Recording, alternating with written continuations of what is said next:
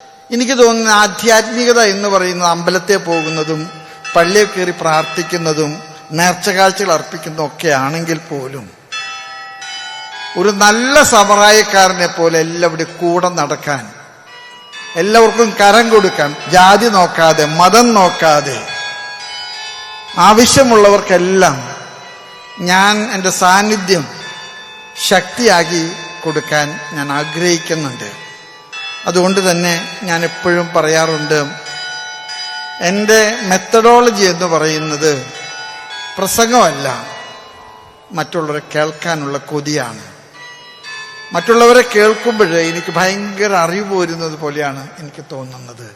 ഞാൻ പ്രസംഗിക്കാറുള്ള ഒരാളാണ്, ദീർഘമായിട്ട് സംസാരിക്കാറുണ്ട്.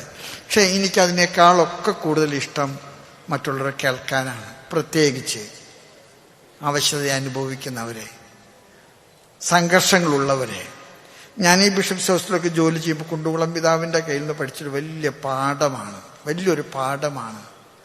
ഒരു പ്രതിസന്ധിയുമായിട്ട് ഒരുത്തൻ നമ്മുടെ ബിഷപ്സ് ഹൗസിൽ വന്നാൽ അവന് പരിഹാരം കൊടുക്കാൻ, ഈവൻ വഴിവിട്ടിട്ടുള്ള മാർഗങ്ങൾ ഉപയോഗിച്ചാലും വിരോധമില്ല, അവന് പരിഹാരം കൊടുക്കണം.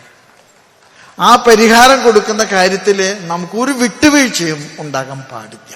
മേജർ ആർച്ച് ബിഷപ്പ് എന്ന നിലയ്ക്ക് എൻ്റെ ഏറ്റവും മുന്തിയ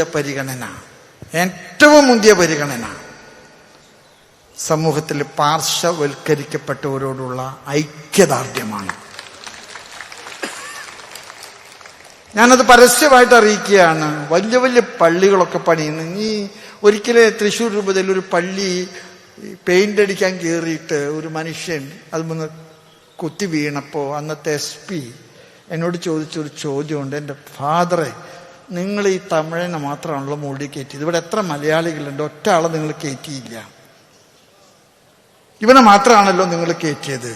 അതുകൊണ്ട് ആർഭാടപൂർണമായും ആഘോഷങ്ങളുമായിട്ട് നടക്കുന്ന ഒരു സഭയോട് എനിക്ക് വലിയ വിയോജിപ്പുണ്ട്.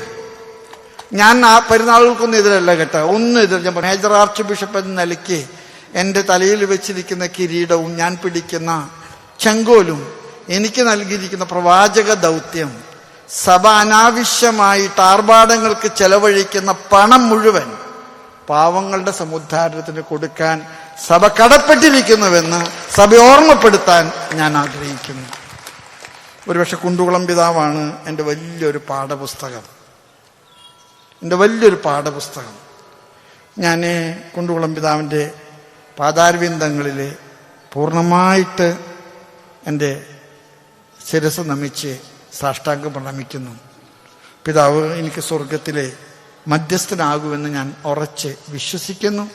ബാക്കി എല്ലാ പിതാക്കന്മാരോടും, ഇവിടുത്തെ രാഷ്ട്രീയ പ്രതിനിധികളോടും, സാമൂഹിക നേതാക്കന്മാരോടൊക്കെ എനിക്ക് പറയാൻ ആഗ്രഹമുണ്ട്. നമ്മുടെ പാവപ്പെട്ടവർക്കും പാർശ്വവൽക്കരിക്കപ്പെട്ടവർക്കും നിങ്ങൾ നടത്തുന്ന ഏതു പ്രവർത്തനങ്ങളിലും നിങ്ങളോടൊത്ത് ഒരു എക്സ്ട്രാ മൈല് സഞ്ചരിക്കാൻ തയ്യാറായിട്ടുള്ള തട്ടിൽ പിതാവാണ് ഇന്ന് മേജർ ആർച്ച് ബിഷപ്പ് എന്ന് നിങ്ങൾക്ക് ഉറച്ച് വിശ്വസിക്കാം.